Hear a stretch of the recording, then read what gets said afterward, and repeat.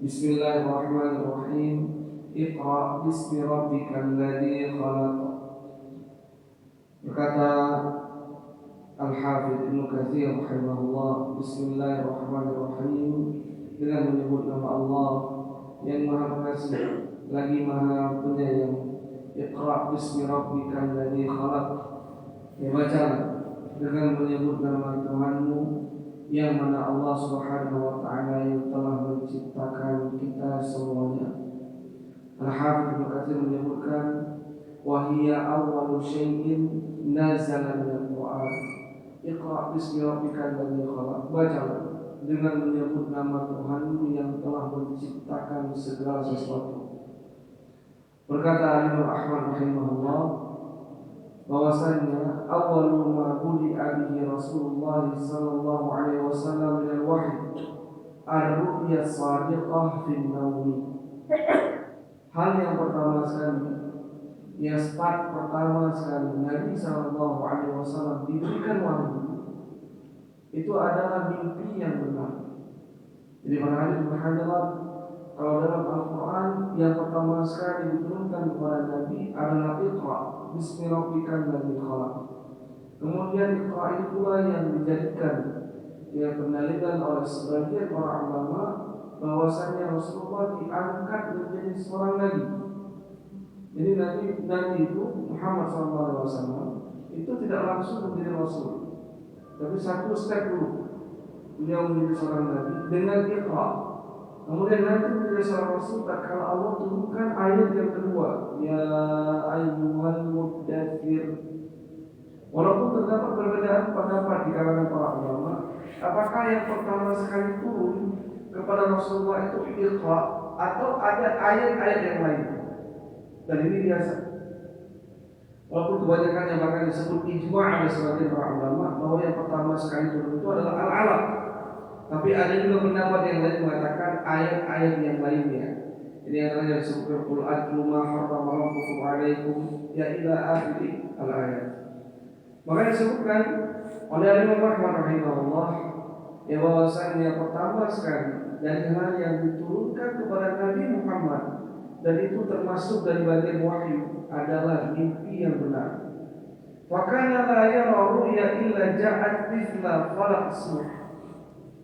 Maka tidaklah Nabi SAW bermimpi terhadap sesuatu kecuali dia akan datang seperti cahaya yang terbit dari waktu dia terbit di waktu subuhnya.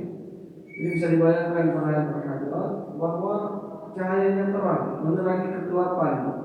Seakan-akan Nabi SAW tak kala setiap kali beliau bermimpi, apa yang beliau mimpikan itu terjadi. Dan ini disebut di awal sekali sebagai hal-hal yang berkaitan tentang wahyu. Dan ini juga terjadi pada hari ini disebutkan oleh sebagian para ulama. Mimpi yang benar itu 1/40 mimpi. Maka kita kalau mimpi terjadi apa yang dalam mimpi itu dikatakan 1/40-nya wahyu. Tsumma hubiba ilaihil khalaq. Kemudian dibuat Nabi itu mencintai untuk menyendiri. Yang menyendiri dari keramaian, dia hidup di kukunya dunia. Beliau suka untuk pergi, dia menyendiri. Di antaranya disebutkan ke Gua Hira. Ya, beliau kemudian melakukan peribadatan di sana, mendekatkan diri kepada Allah Subhanahu wa taala. Apakah beliau sudah mengenal Allah? Jawabannya iya. Kenapa? Karena orang kafir Quraisy itu mereka sudah tahu masih ada jejak-jejak ajarannya Nabi Ibrahim dan juga Nabi Ismail di Jaziratul Arab. Jadi kalau dikatakan mereka mengenal Allah, mereka tahu yang menciptakan langit dan bumi siapa? Allah Subhanahu wa taala. Jadi Rasulullah tidak pernah melakukan kesyirikan. Karena sejak awal sekali, walaupun tidak ada bimbingan, walaupun tidak ada hal yang mengarahkan beliau jangan melakukan kesyirikan, tapi beliau tidak suka peribadatan kepada selain Allah Subhanahu wa taala. Maka beliau sudah mengenal Allah dan beliau ditumpukan kecintaan untuk menyendiri yang menjauhi segala macam bentuk peribadatan yang dilakukan oleh orang-orang kafir Quraisy. Begitu pula menjauhi hiruk pikuk dunia, beliau menyukai untuk menyendiri beribadah mendekatkan diri kepada Allah Subhanahu wa taala. Fakana ya'ti Hira fa yatahaddatsu fihi. Maka beliau sering mendatangi gua Hira dan beliau mendekatkan diri kepada Allah Subhanahu wa taala, menyendiri, memperbanyak berzikir kepada Allah Subhanahu wa taala, wa huwa at-ta'abbud. Dan inilah yang dilakukan oleh Nabi sallallahu alaihi wasallam, peribadatan beliau kepada Allah Subhanahu wa taala. Dan begitulah beliau melakukan penyendirian tersebut. Wa yatazawwadu lidzalika thumma yarji' ila Khadijah fatuzawwid bimithliha hatta faja'a al-haq wa huwa fi ghari Hira. Nah begitulah setelah beliau keluar dari gua Hira, kembali kepada Khadijah, kemudian kembali lagi nanti ke menyendiri, menjauhi bentuk-bentuk peribadatan, karena beliau tidak senang melihat kafir Quraisy, orang musyrikin Quraisy. Beliau kemudian menyendiri beribadah kepada Allah hingga faja al-haq wa huwa fi ghari Hira. Datang al-haq sedangkan beliau sedang di gua Hira. Faja'ahul malak, dan kita semua tahu datang kepada beliau adalah seorang malaikat. Malaikat siapa datang kepada beliau? Malaikat Jibril alaihissalam. Faqala, maka malaikat tersebut mengatakan, "Iqra." Coba bayangkan barang ini. Biasanya di gua itu selalu sendirian.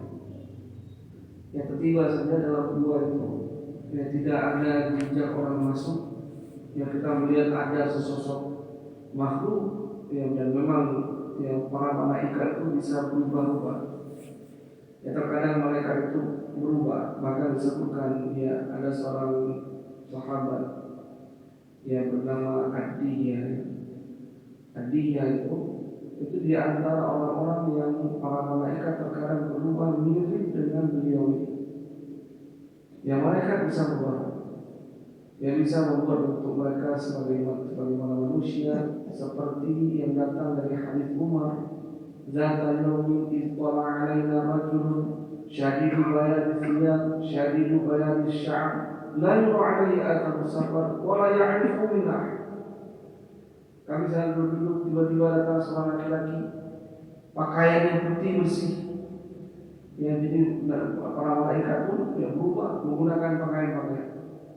Kemudian rambutnya hitam legam, berambut, tidak nampak padanya tanda-tanda perjalanan, tapi tidak ada salah pun dari kami mengenali. Siapa itu? Malaikat Jibril datang untuk mengajarkan para sahabat tentang agama, bertanya kepada Nabi sallallahu alaihi wasallam. Maka ini pun demikian. Faja'ahul malak faqala iqra. Malaikat ini berkata kepada Nabi sallallahu alaihi wasallam, "Bacalah." Qala Rasulullah sallallahu alaihi wasallam, "Faqultu ma ana biqari'in." Maka aku pun menjawab, Rasulullah pun menjawab, "Aku tidak bisa membaca." Yang beliau ini ammi, beliau tidak mampu membaca. Dan ini ada ibrah kepada Khalid bin Hajar. Kenapa Nabi tidak bisa membaca? Yang diantaranya itu menjadi bantahan, itu menjadi pelindung bahwasannya Nabi tidak terkotori dengan filsafat Barat. Nabi tidak terkotori dengan bacaan-bacaan tertentu. Jadi andai kata Nabi bisa mengucapkan suatu kalimat yang dipenuhi dengan untayan hikmah, itu bukan berdasarkan dari sumber-sumber yang datang dari Barat dan lain sebagainya, atau buku-buku orang kafir Quraisy, atau itulah tulisan-tulisan, bukan. Itu wahyu dari Allah Subhanahu wa taala. Itu datang dari Allah Tabaraka wa taala kepada Nabi Muhammad sallallahu alaihi wasallam, membimbing beliau. Jadi di antara hikmah kenapa Nabi sallallahu alaihi wasallam tidak bisa membaca. Maka dikatakan, "Faqultu ma ana biqari." Aku tidak bisa membaca. Qala fa akhadani fa ghaddani hatta balagha minni al-juhd thumma arsalani. Maka beliau kemudian mengambilku, memelukku, sampai terasa olehku sedikit berat, kuat di peluk. Faqala, kemudian dikatakan lagi oleh malaikat, "Iqra, bacalah." Faqultu ma ana biqari. Maka dijawab oleh Nabi sallallahu alaihi wasallam, "Aku tidak bisa membaca." Maka diulangi kembali oleh malaikat. Ya faqala, kemudian dikatakan lagi iqra sampai 3 kali lagi. Bacalah. Maka kemudian dijawab oleh Nabi sallallahu alaihi wasallam, ma ana biqari'in, aku enggak bisa membaca. Maka diulang yang ketiga kali para hadirin hadirat ya oleh malaikat. Faqala, kemudian lelaki tersebut berkata, Iqra bismi rabbikal ladzi khalaq, khalaqal insana min 'alaq, Iqra wa rabbukal akram, alladzi 'allama bil qalam, 'allamal insana ma lam ya'lam. Itu ucapan orang ini. Nabi saja tahu ini ucapan bukan main-main. Coba perhatikan. Ini ucapan bukan ocehan. Ini ucapan paling terkandung makna-makna orang Arab di zamannya. Umar bin Khattab itu membaca surat Thaha, itu sudah paham ini bukan kalam manusia. Sebagian dari mereka para sahabat Nabi bahkan takjub cuma dengan khutbatul hajj. Innal hamdalillah nahmaduhu ta'ala wa nasta'inuhu wa nastaghfiruhu wa natubu ilaih. Itu dalam ucapan itu saja mereka takjub. Ini bukan ucapan yang begini, bukan pula ucapan yang tukang syair. Dan ini yang menjadi sebab seorang tokoh di Yaman itu masuk Islam karena cuma khutbah, bukan cuma bagi kita cuma. Nabi pun akan turunkan Iqra bismi rabbikal ladzi khalaq, khalaqal insana min 'alaq. Ini bukan ucapan manusia. Maka kemudian kata Nabi sallallahu alaihi wasallam, faraja'a biha tardufu biwadarihi hatta dakhala 'ala Khadijah. Kemudian setelah membacakan itu, beliau kembali kepada Khadijah. Selesai pembacaan 5 ayat yang pertama dari surat Al-Alaq, beliau kembali kepada Khadijah. Apa yang terjadi berhati? Faqala zammiluni zammiluni, selimutilah aku, selimutilah. Fazammaluhu hatta dhahaba 'anhu rawh. Maka beliau pun diselimuti oleh Khadijah bintu Khuwailid. Faqala ya Khadijah mali, fa'akhbaraha al-khabar. Maka kemudian setelah beliau merasa tenang, hilang ketakutannya beliau, maka beliau berkata kepada istrinya Khadijah, apa yang terjadi pada dirimu? Wahai Khadijah, apa yang terjadi pada dirimu? Maka kemudian beliau ceritakan apa yang terjadi di rumah Allah. Perhatikan orang ini. Bagaimana Nabi Muhammad SAW, seorang yang pemberani, dikenal sebagai Al-Amin, bahkan pada sesuatu yang berkaitannya beliau bisa ketakutan. Dan ini juga menjadi suatu pendalilan, beliau tidak mengetahui perkara yang gaib kecuali apa yang dikabarkan dari Allah Subhanahu wa taala kepada beliau. Dalam keadaan seperti ini beliau ketakutan, karena beliau tidak tahu nih apa sebenarnya yang terjadi. Begitu pula yang kedua berhari sampai pada ucapan ini, tampak bagaimana kesetiaan, tampak bagaimana kesolehan, solehahnya Khadijah bintu Khuwailid kepada Rasulullah sallallahu alaihi wasallam. Bahkan Nabi sallallahu alaihi wasallam mengatakan, beliau menceritakan apa yang terjadi di Gua Hira. Wa qala qad khashitu 'alayya. Sungguh aku takut apa yang terjadi pada dirimu. Ini Nabi sampai mengkhabarkan qad khashitu 'alayya. Sungguh benar-benar aku takut dengan apa yang terjadi pada dirimu. Faqalat, maka berkata Khadijah, Khadijah berkata, kalla abshir, fa wallahi la yukhzika Allahu abadan, innaka la tasilur rahim wa tasbiqul hadid wa tahmilul kalla wa tuqrimud dhaif wa tu'inu ala nawaibil haqq. Apa kata Khadijah di Khuwailid? Demi Allah, kalla abshir, ini adalah kabar gembira. Perhatikan lagi.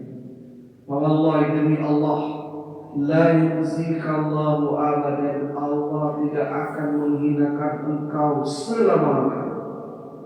Sesungguhnya engkau adalah orang yang menyambung silaturahim. Engkau adalah orang yang jujur dalam ucapan. Engkau adalah orang yang memuliakan tamu. Dan engkau adalah orang yang sering membantu orang-orang yang lemah. Ya, maka Khadijah bintu Khuwailid memberikan hiburan yang beliau mengingatkan dengan kebaikan-kebaikannya Rasulullah SAW, dengan kebaikan yang terlalu banyak kau berikan, yang sangat banyak kau lakukan. Wahai suamiku, kau tidak mungkin disia-siakan oleh Allah Subhanahu wa Ta'ala. Ini dihibur pada diri. Ini juga satu pelajaran kalau suami sudah mendapatkan kesusahan, dihibur dengan ucapan-ucapan yang indah, untayan-untayan kalimat. Wahai suamiku, engkau adalah orang yang beribadah senantiasa berjamaah. Tidak mungkin Allah Subhanahu wa Ta'ala menyanyikan engkau. Maka kemudian apa yang terjadi pada hari ini? Umman talaqat bihi Khadijah hatta atat bihi Waraqah ibnu Nawfal ibnu Asad ibnu Abi Uzza bin Qusay wa huwa ibnu ammi Khadijah. Maka kemudian Nabi SAW bersama dengan Khadijah itu pergi kepada Waraqah bin Nawfal, ya, Ibni Asad Ibni Abi Uzza dan Ibnu Qusay, yang mana itu adalah anak pamannya Khadijah bintu Khuwailid, anak pamannya Khadijah bintu Khuwailid, di sepupu akhi abiha. Wa kana imra'atan tanassara fihi al-jahiliyah wa kana yaktub al-kitab al-arabi wa kataba bil arabiyyah min al-injil ma syaa Allah ayyuktab. Dan adalah Waraqah ini itu seorang yang tanassara fil jahiliyah, yang dia seorang Nasrani di zaman jahiliyah. Jadi hanya sedikit dari kalangan orang-orang kafir Quraisy yang beragama di luar dengan agamanya orang Quraisy, yang mereka mengikuti banyak pensyariatan sebagaimana telah disebutkan, pensyariatan Nabi Ibrahim dan juga Nabi Ismail. Ya, tetapi ada sebagian dari mereka mengikuti ajaran Nasrani. Ya, apakah orang Nasrani bisa masuk? Bisa, Pak. Ya, karena memang ini ajaran yang tersisa. Dan andai kata mereka mentauhidkan Allah Subhanahu wa Ta'ala. Dan beliau banyak menulis kitab-kitab Arab, ya, yang berkaitan tentang ajaran Nasrani, dan menulis kitab Injil dengan bahasa Arab. Apa-apa yang dimudahkan untuk beliau ini Waraqah ini untuk menuliskannya. Ya, wa kana syaikhan kabiran, dan beliau ini adalah seorang tua yang sudah tua umurnya, besar umurnya, qad amiyah, dan beliau itu sudah buta. Faqalat Khadijah, maka berkata Khadijah, wahai pamanku, isma' min ibni akhika, kamu dengar apa yang akan disebutkan oleh anak saudaramu. Faqala Waraqah ibnu akhi, ma tara, wahai anak saudaraku, apa yang engkau mimpi, apa yang kau lihat? Apa yang engkau lihat? Maka Rasulullah SAW mengkabarkan kepada Waraqah bin Nawfal, aku bertemu seperti ini dengan malaikat Jibril. Maka dijawab oleh Waraqah, hadza namus alladzi unzila ala Musa, laitani fiha jaza'a aku hayyan hina yukhrijuka qaumak. Ini adalah namus yang ini malaikat Jibril yang mana beliau diutus kepada Musa. Aduhai, kata beliau, andai kata aku masih hidup tatkala kaummu akan diusir. Maka hadirin akan jangan sedih diusir. Seorang yang dia mendapatkan, dia mengikuti manhajnya Rasulullah SAW, Asal benar berpegang teguh dengannya. Di antara sunnah-sunnatullah, apa yang banyaknya Allah takdirkan kepada mereka penyusian.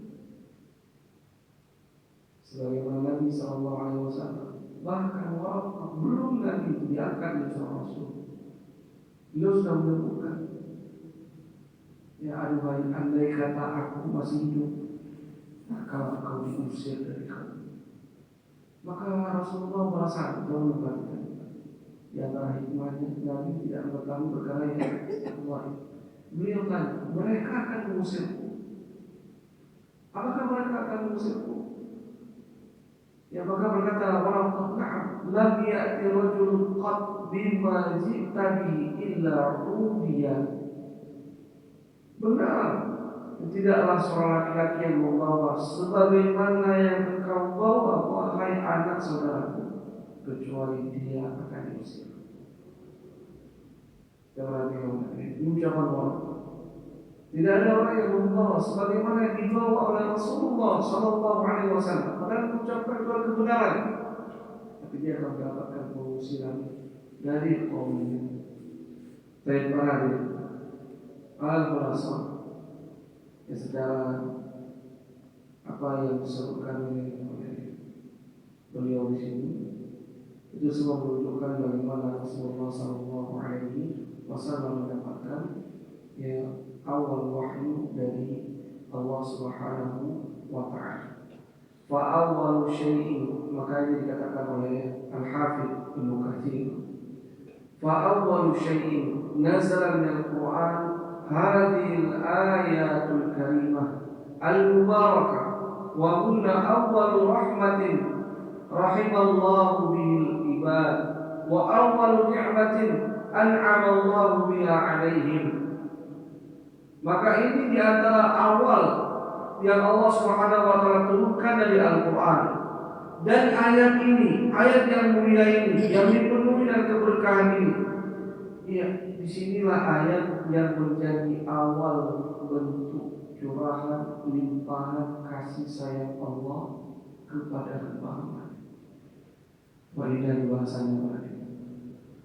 Apa bentuk curahan keindahan kasih sayang Allah Subhanahu wa Ta'ala kepada hamba-hamba diawali dengan ayat ini. Kenapa itu menjadi petunjuk kasih sayang Allah?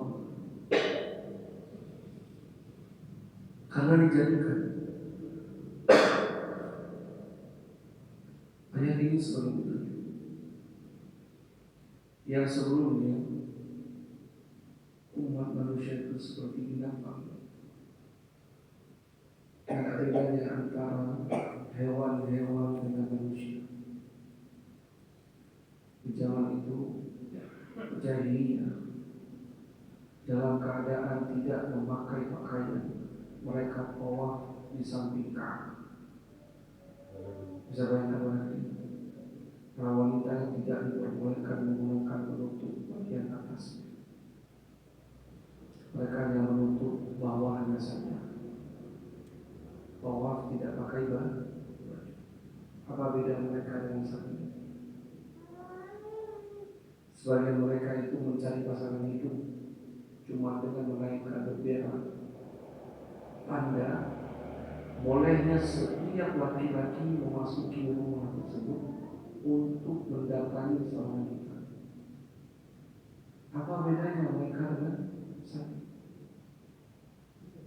Ya sebagian dari mereka benci dengan anak-anak perempuan, maka mereka kubur hidup-hidup. Apa beda kucing dengan memakan anaknya sendiri? Maka kemudian curahan limpahan kasih sayang Allah petunjuk bahwa jalan hidup manusia itu bukan begitu. Merubah cara pandang mereka, kemudian Allah Subhanahu wa Ta'ala berikan hidayah. Bahkan sekalipun ya sebagian manusia tidak masuk dalam Islam tadi.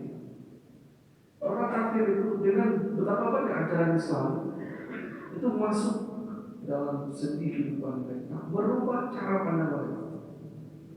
Bahwasanya manusia itu tidak seperti itu. Maka benar apa yang diucapkan oleh Al-Hafidz Ibnu Katsir. Ayat ini menjadi awal curahan limpahan kasih sayang Allah kepada hamba-hambanya. Wa awwalu ni'matin an'ama Allahu biha 'alaihi, dan ini awal nikmat yang Allah Subhanahu wa taala berikan kepada umat manusia. Wa fiha tanbih ala ibtida'i khalqil insani 'alaqatin. Dan pada ayat ini kalau Allah Subhanahu wa taala sebutkan Iqra bismi rabbikal ladzi khalaq khalaqal insana min 'alaq. Ini juga ada satu khabar peringatan dari Allah Subhanahu wa taala. Awal sekali manusia diciptakan itu dari 'alaq, dari segumpal daging. Ya, wa anna min karamihi ta'ala anna 'allama al-insan ma lam ya'lam. Kemudian di antara bentuk keagungan Allah Subhanahu wa taala diajarkan manusia, padahal sebelumnya manusia itu tidak mengetahui apapun. Fasyarrafahu wa karramahu bil ilm. Maka manusia kemudian dimuliakan, naik derajatnya karena ilmu yang ada pada dirinya. Siapa yang ajarkan itu hari? Allah Subhanahu wa taala. Wa huwal qadrul ladzi imtaza bihi abul bariyah Adam 'alal malaikah. Dan dengan ini, dengan ketetapan ini, Allah membedakan antara abul bariyah Adam, bapaknya manusia Adam, di atas para malaikat. Dan ini yang menyebabkan para hadirin, apa yang membedakan kemuliaan manusia dengan malaikat, ilmu yang ada pada dirinya, yang mana itu diajarkan oleh Allah Subhanahu wa taala. Wa taratan yakunu fil lisan, dan Allah pula yang mengajarkan lisannya. Ya Allah pula yang membuatkan kepadanya penulisan. Ya seperti itulah yang Allah Subhanahu wa taala takdirkan kepada kita semuanya. Ini mungkin yang dapat kami sampaikan 5 ayat yang pertama. Semoga Allah Subhanahu wa taala menjadikan kita bisa menyelesaikan ini mungkin di bulan-bulan yang akan datang. Tidak masalah sedikit demi sedikit, kita tidak perlu dalam belajar atau memahami ayat, karena para ini bahkan para ulama pun di kalangan para sahabat mereka tidak berburu mempelajari Al-Quran. Maka disebutkan Umar bin Khattab, tariqah beliau belajar Al-Quran itu 5 ayat. Yang membaca 5 ayat, difahami maksud dan maknanya, kemudian diamalkan. Perhatikan, 5 ayat difahami maknanya, diamalkan. Maka butuh 2 tahun bagi seorang Umar bin Khattab untuk menghafalkan surat Al-Baqarah. Anda tahu Al-Baqarah itu sekitar 2,5 juz. Bagi anak-anak di pondok pesantren 2,5 juz itu kurang lebih 3 bulan. Tapi Umar bin Khattab menghafalnya 2 tahun. Apakah anak-anak kita lebih hebat dibandingkan Umar bin Khattab? Jawabannya tidak sama sekali. Umar jauh lebih cerdas. Di umur yang seperti itu mungkin mendengar 2-3 kalam Nabi SAW bisa dihafal oleh Umar. Coba perhatikan lagi. Lantas kenapa seperti itu? Karena mereka mempelajari agama ini diresapi dengan baik. Setelah didapatkan ilmunya, diamalkan. Oh begini loh yang menjadi tuntunan kita. Oh seperti ini turun ayat dari surat Al-Alaq itu demikian. Oh seperti ini, kalau saya seorang berpegang teguh dengan agamanya, ada konsekuensi yang akan didapatkan. Dan maka semoga Allah Subhanahu wa taala memberikan kita Tuhan para ini dan keistiqomahan dalam menuntut ilmu agama, dan tidak dijadikan ilmu ini hujjah atas kita, tetapi dijadikan ilmu itu dimudahkan oleh Allah untuk diamalkan. Mungkin ini dapat kita sampaikan pada kesempatan pagi hari ini.